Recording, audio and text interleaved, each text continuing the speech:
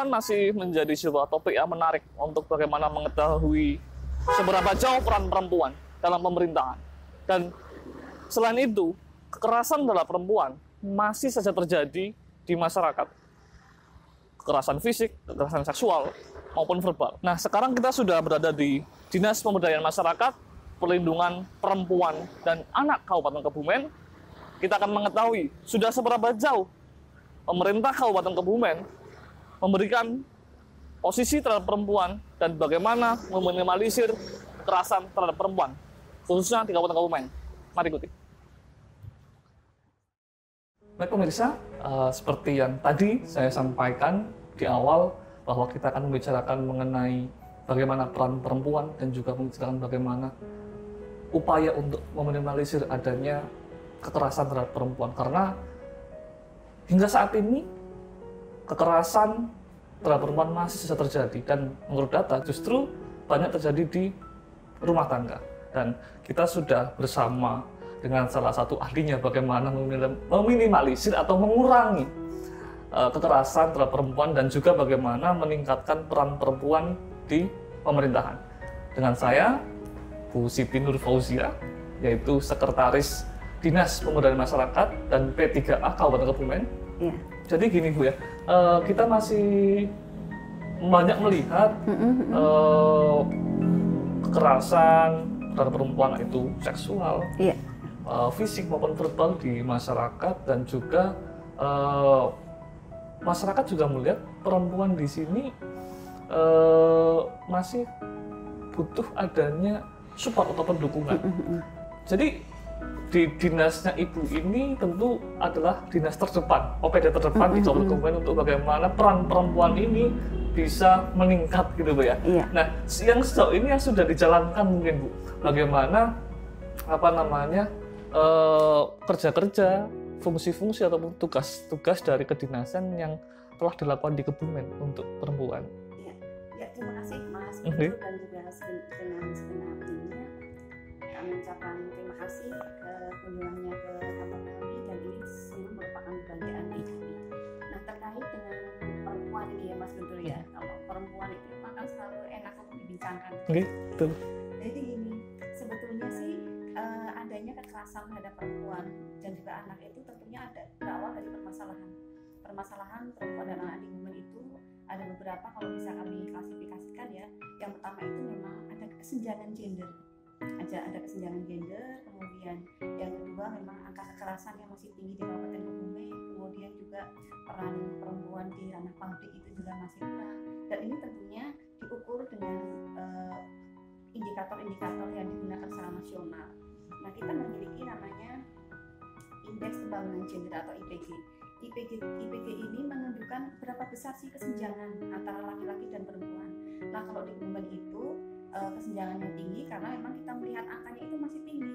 Kita ada di sekitar angka 93, sekian untuk IPG-nya. Indeks Pembangunan Gender menunjukkan bahwa angka yang tinggi itu berarti kesenjangan masih terjadi tinggi. Nah, sedangkan angka di tingkat Jawa Tengah itu sekitar 90-an, jadi kita memang di atasnya. Nah, itu. Kemudian yang kedua terkait kekerasan ya, tadi Mas Budi sudah menyampaikan juga, kita tinggi, angkanya itu dari tahun ke tahun terus naik gitu ya. Jadi kan tadi juga di tahun 2019 ini kan tercatat sekitar 135. Tahun 2018 itu hanya sekitar 88. Terus kemudian 2020 ini data kita masih sampai November ya, kan Desember belum. Itu sudah terjadi sekitar 104 kasusnya. Nah, biasanya nih kalau akhir-akhir tahun itu nggak tahu ya kenapa biasanya akhir tahun itu meningkat juga di bulan-bulan Desember. Kenapa Bu? Apa karena mungkin jelang liburan yang istri nggak mau diajak atau minta liburan, minta shopping, suaminya nggak mau, atau gimana Bu? Kalau bisa akhir tahun meningkat itu? Ya, biasanya gitu ya. Kalau data di kita itu kan memang lebih banyak perempuannya ya yang menjadi korban. Kalau laki-lakinya itu jarang sih, tapi lebih banyak perempuan yang menjadi korban. Nah, ini kan bisa saja terjadi karena ada pandemi COVID juga ya kali ya. Maksud saya itu banyak di rumah gitu. Banyak di rumah, kemudian perekonomian kan juga lesu, nah, sehingga ekonomi rumah tangga ini kan agak terganggu. Yang tadinya misalnya dia bisa memperoleh penghasilan sebulannya 4 juta misalnya, terus tiba-tiba ada pandemi kan kalah semuanya, paling tinggal 2 juta atau berapa. Nah sekarang kalau kondisi ekonominya sulit, kemudian aktivitasnya kan juga sekarang terbatas. Nah kan akhirnya orang mungkin juga cenderung emosi ya, kalau tidak bisa terkontrol nih, kalau nggak bisa kontrol itu kan akan cenderung emosi. Belum lagi nanti tuntutan kebutuhan keluarga, tuntutan anak, tuntutan istri, dan tuntutan lain-lain hal ya. Ini biasanya nanti juga bisa memicu kekerasan terhadap perempuan dan anak. Nah ini yang di ranah rumah tangga, tetapi yang lebih penting lagi Mas Guntur dan para pemirsa semuanya, justru kekerasan itu banyak terjadi juga di anak loh. Iya, di angka kekerasan terhadap anak itu kita tinggi juga angkanya. Ini dan kekerasan itu kalau terhadap anak itu lebih banyak kekerasan seksual. Atau gini Bu, program-program kan pasti sudah berjalan dan banyak untuk bagaimana melindungi. Atau mungkin ada terobosan Bu, semisal gini, biar perempuan ini tidak menjadi objek kekerasan, perlu atau bisa nggak sih ada program pembelaan bela diri kepada perempuan itu biar nggak jadi objek gitu? Diberi kekuatan ya. Ya jadi memang gini ya, itu kan secara fisik sebetulnya, secara fisik, tapi sebetulnya ini masalahnya bukan hanya masalah fisik semata loh, karena kan perempuan emang sudah dikaruniai ya beda ya secara fisik dengan laki-laki ya, kan laki-laki lebih kuat, perempuan lebih lemah lembut dan sebagainya. Tetapi sebetulnya sih menurut kami karena ini tadi ada pengaruh indeks pembangunan gender di kita itu yang senjanya masih tinggi, sehingga perempuan itu menjadi lemah ketika dia mau mengambil keputusan ya, itu mesti harus nanti dulu nunggu bapak pulang kayak gitu, nanti dulu nunggu suami, nanti kalau saya memutuskan gini nanti suami nggak setuju, nanti bapak nggak setuju kayak gitu kan. Nah ini yang kita masih lemah di situ. Nah sekarang lemah, kenapa kalau kita lemah ya karena memang kita perempuan itu masih kurang berkualitas. Intinya sebetulnya adalah di bagaimana kita bisa meningkatkan kualitas hidup perempuan, sebenarnya di situ. Berarti sebenarnya sumber daya manusia perempuan ini yang perlu ditingkatkan dari edukasinya atau pendidikannya Bu ya. Nah kalau Dispermades kan menjadi salah satu leading dinas atau OPD yang dimana untuk bagaimana peran serta perempuan baik di keluarga kemudian mungkin pemerintahan itu bisa lebih dikembangkan atau ditinggikan. Kalau data yang kami miliki Bu, dikoreksi kalau misalnya ini jumlah ASN di Kabupaten Kebumen itu sebenarnya jauh lebih banyak perempuan daripada laki-laki Bu ya. Jumlahnya ya. Jumlah total ASN itu kan. Tinggal mungkin di eselon ini yang di pimpinan ini yang mungkin masih banyak laki-laki. Nah, sebenarnya kalau Ibu sebagai juga salah satu pimpinan di dinas gitu kan, sekretaris di Dispermades ini tentu kan mengetahui masing-masing daerah ataupun wilayah di Kebumen sebenarnya sudah sejauh mana pengembangan di perdesaan mungkin untuk meningkatkan peran serta perempuan dalam keluarga maupun dalam pemerintahan desa maupun di kabupaten Bu. Ya kalau pintu untuk itu sudah terbuka luas sebetulnya, sudah terbuka luas dan kebijakan-kebijakan pun kita sudah ke arah pemberdayaan. Ya jadi bukan lagi hanya pembangunan tetapi pemberdayaan. Kalau pemberdayaan itu kan empowerment ya. Empowerment itu rupanya ada di bagaimana kita bisa memandirikan masyarakat, bagaimana kita bisa memampukan masyarakat, termasuk juga masyarakat itu kan bagian di dalamnya ada perempuan. Nah dalam hal ini pemberdayaan itu sebenarnya tidak hanya kita memberdayakan desa, tetapi memberdayakan perempuan yang ada di desa. Makanya ayo kita bagaimana harus meningkatkan memberdayakan perempuan, memampukan dia perempuan di desa, tetapi juga kita harus bisa memberikan perlindungan kepada perempuan. Nah tentunya ini sebetulnya pemerintah sudah tidak membatasi Mas. Jadi artinya kayak misalnya di pejabatan tadi ya, sebetulnya terbuka lebar, perempuannya bisa, laki-laki ya bisa, sepanjang mereka itu nanti memenuhi kriteria kemampuan yang dibutuhkan. Nah, tapi itu tadi yang kami sampaikan di awal, sebetulnya menjadi masalah besarnya itu adalah kualitas perempuan itu yang masih kurang gitu. Sehingga biasanya kalau misalnya di data ASN tadi ya, oke lah banyak perempuan, tetapi perempuan-perempuan di ASN itu ada di mana? Itu biasanya ada di dataran bawah gitu ya, yang mungkin hanya melakukan teknis. Kalau ibaratnya itu gini Mas Guntur, kalau di sebuah misalnya di sebuah event gitu ya, perempuan itu hanya di sini rame-rame di bagian konsumsi gitu, dan udah mulai konsumsi aja kan, konsumsi kayak gitu ya. Jadi identiknya dengan itu. Padahal ketika keran sudah dibuka lebar, siapapun bisa menjadi eselon 2, siapapun bisa menjadi eselon 3, baik laki-laki dan perempuan, tidak dibatasi. Tidak ada jabatan yang dibatasi, ini harus untuk laki-laki saja, perempuan nggak boleh, itu sebenarnya enggak. Cuma masalahnya tadi itu di kualitas kita yang memang belum siap. Nah sehingga ini tadi kita memang harus mulai mengeluarkan perempuan untuk meningkatkan kualitasnya, itu harus mengeluarkan perempuan dulu. Jadi ya kita itu perempuan tidak lemah, kemudian kalau lemah kan jadi tidak bisa bersaing gitu loh. Bersaing dalam tanda kutip ya, bersaing dalam kebaikan maksudnya gitu. Nah kalau sudah posisinya kuat, mungkin insya Allah apapun sebetulnya bisa sekarang perempuan itu di tingkat kabupaten, di tingkat kecamatan kita juga ada camat yang perempuan sudah banyak juga, kemudian di kecamatan itu ada jabatan 3P juga, sekcam juga sudah banyak yang perempuan, kemudian di tingkat teknis ada kasih kasubag itu juga perempuan di dalamnya banyak, tetapi memang lebih banyak kita masih ada di dataran yang bawah gitu ya, yang masih ngurusi upret kayak gitu. Jadi kalau upret itu bagiannya perempuan. Nah menarik ini Bu, sebenarnya kan ruang sudah disediakan, iya. Peraturan sudah ada, perundang-undangan bagaimana untuk peran serta, bahkan kalau kami baca itu sejak reformasi peningkatan kualitas peran perempuan itu sudah mulai meningkat hingga sekarang.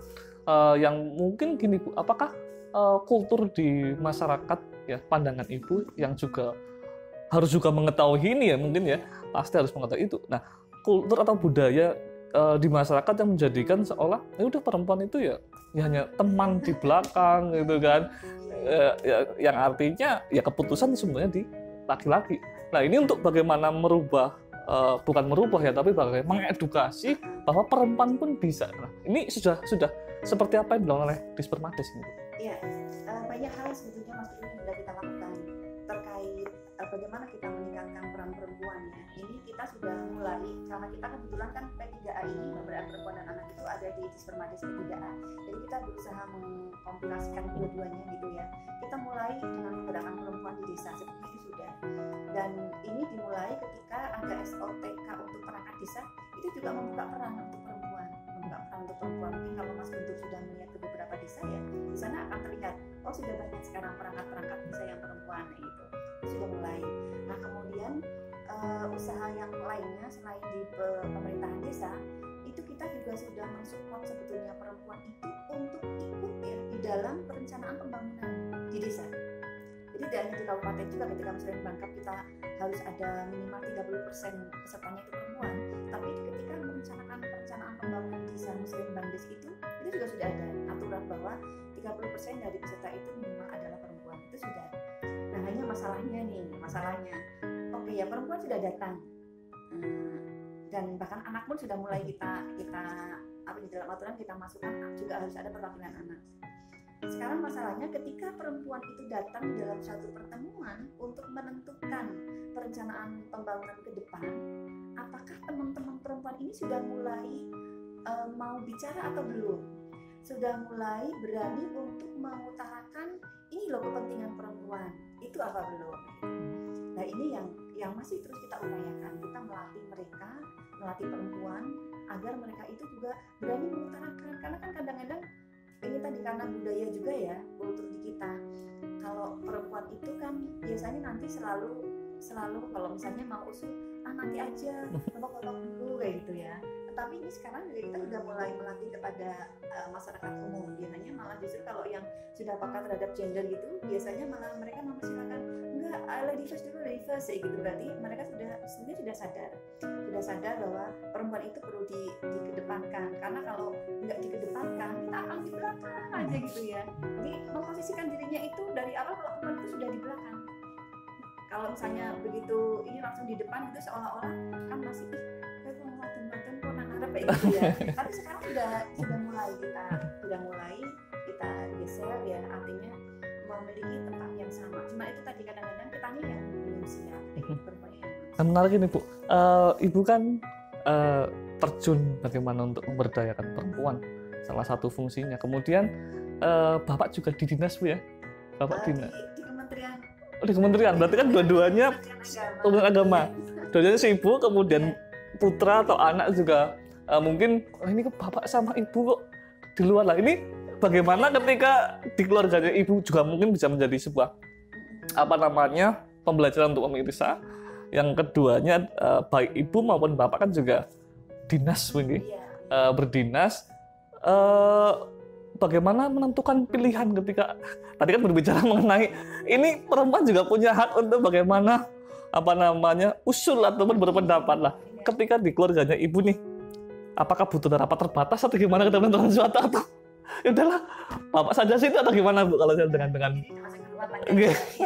Jadi gini, yang paling penting sebetulnya itu adalah inilah, kalau di keluarga itu untuk bagaimana bisa masing-masing berperan itu sebetulnya menurut saya nggak banyak syaratnya Mas, hanya 2 on saja lah ya. Saya bilang 2 on.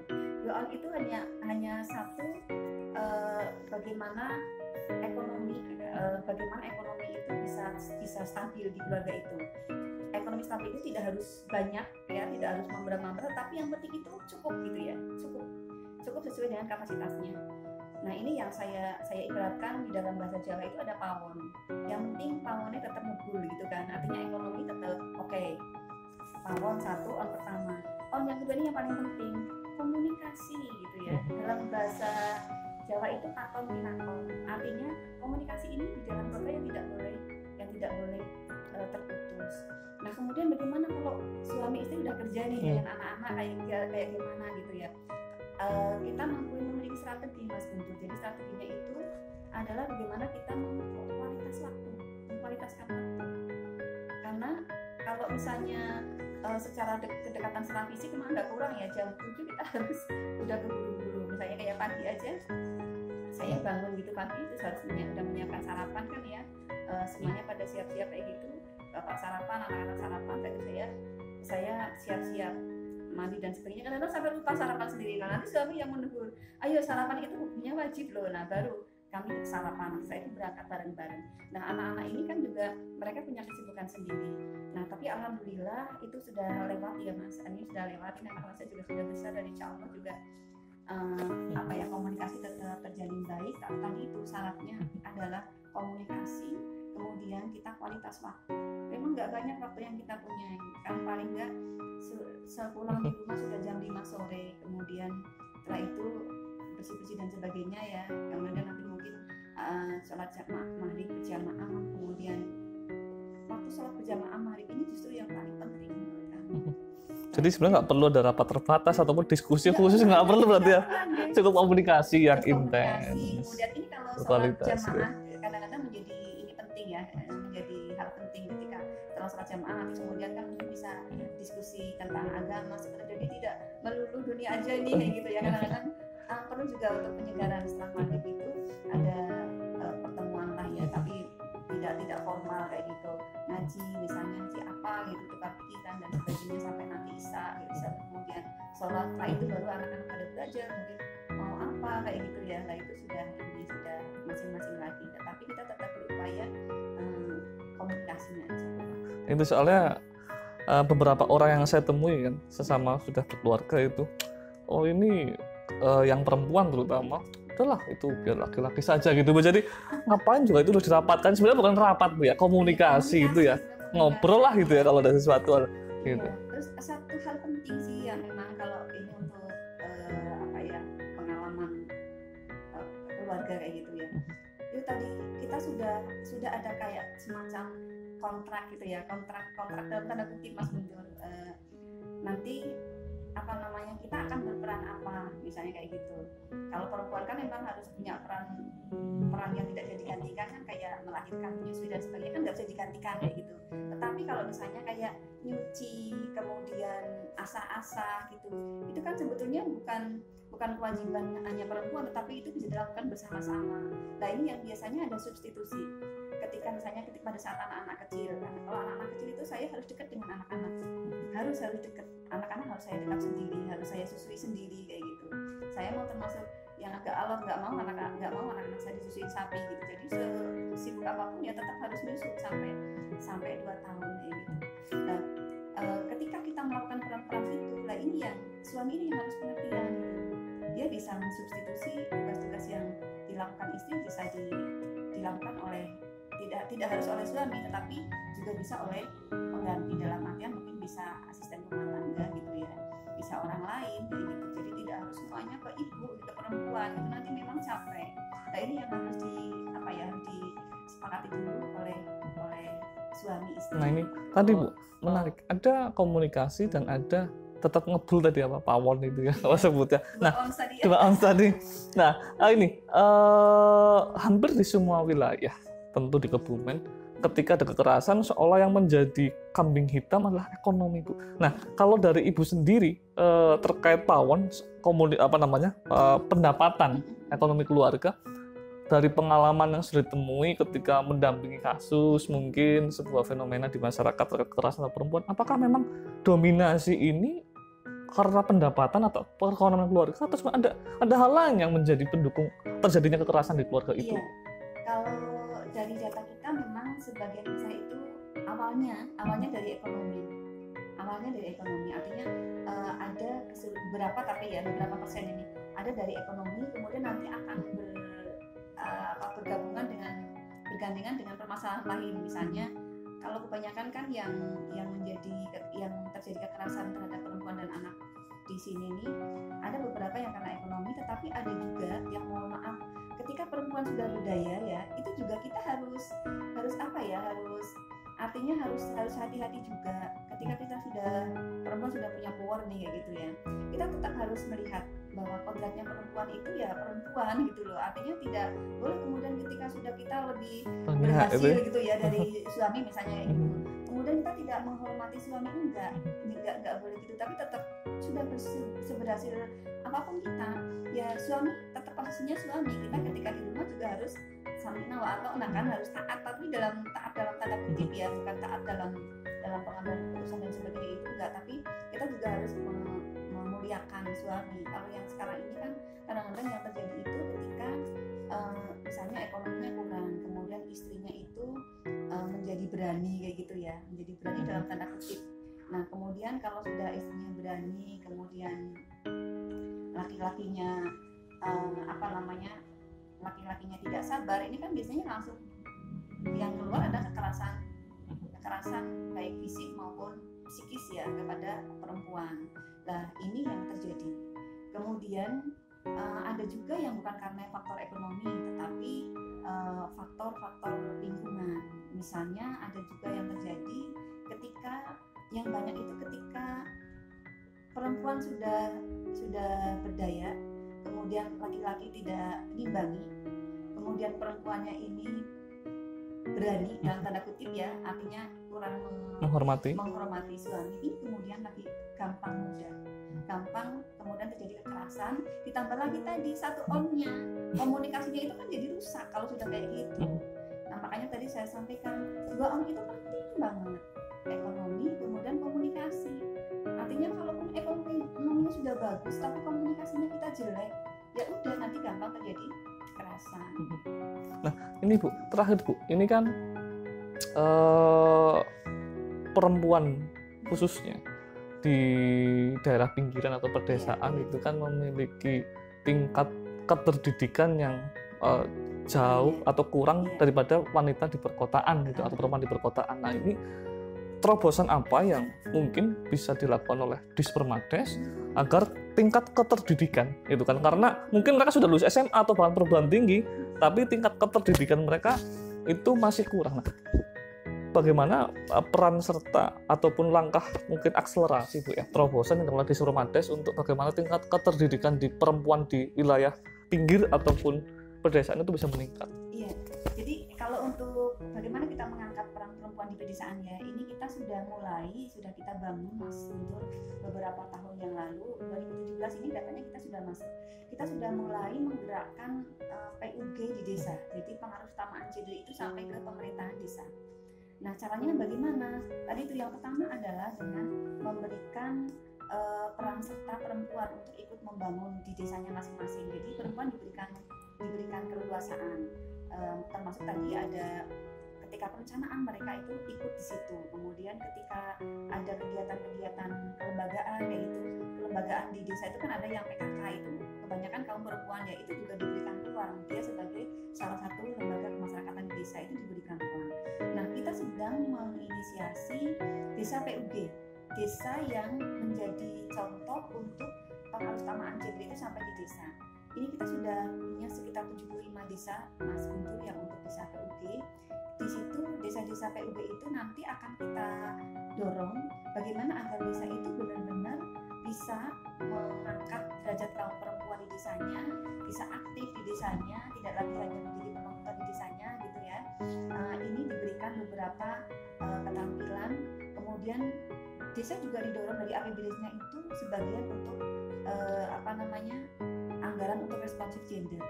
Kita ada kegiatan namanya ARG ya, anggaran responsif gender untuk APBD. Jadi nanti sampai seberapa jauh desa itu sudah mengalokasikan anggarannya melalui APBD untuk kegiatan-kegiatan yang terkait dengan gender. Itu kita sedang dorong teman-teman desa untuk itu. Nah, nanti anggaran-anggaran ini kan sebetulnya bisa dianggarkan melalui dana desa. Dana desa kan lumayan tinggi juga. Nah, ini terbuka di situ dan di dalam aturannya juga sudah muncul menunya gitu. Menu dana desa bisa digunakan untuk kayak gitu. Di antaranya adalah untuk pemberdayaan perempuan, kayak itu sudah ada di situ. Nah, ini yang sedang kita rintis. Mudah-mudahan untuk desa Kebumen itu menjadi percontohan untuk anggaran responsif gender sampai ke tingkat desa. Kalau di kabupaten-kabupaten lain biasanya ARG ini baru sampai di tingkat kabupaten, kemudian sudah mulai kecamatan, tapi kita sudah agak lari duluan, kita sudah sampai ke tingkat desa. Nah, jadi ini dengan bergabungnya P3A dengan desa ini malah menurut kami ya itu lebih cepat untuk memajukan perempuan dan desa. Karena sebetulnya kalau misalnya kita ingin membangun Kebumen kan gampang, Mas Guntur. Kalau kita mau membangun Kebumen, ayolah bangun desa. Otomatis kita sudah membangun Kebumen. Kalau kita mau bangun perempuan di Kebumen ini, ayo kita mau bangun perempuan di desa. Nah, desanya itu 400 lebih Bu ya. 409 ya. Jadi, kalau kelurahannya kan sedikit ya. Kan kita ada 460 ya. Yang 449 itu sudah desa. Makanya peran strategis ini justru kita meningkatkan perempuan itu, kapasitas peningkatan kualitas perempuan itu mulai dari desa. Insya Allah kalau itu jalan ya, insya Allah Kebumen maju. Kebumen maju. Terima kasih. Desanya maju,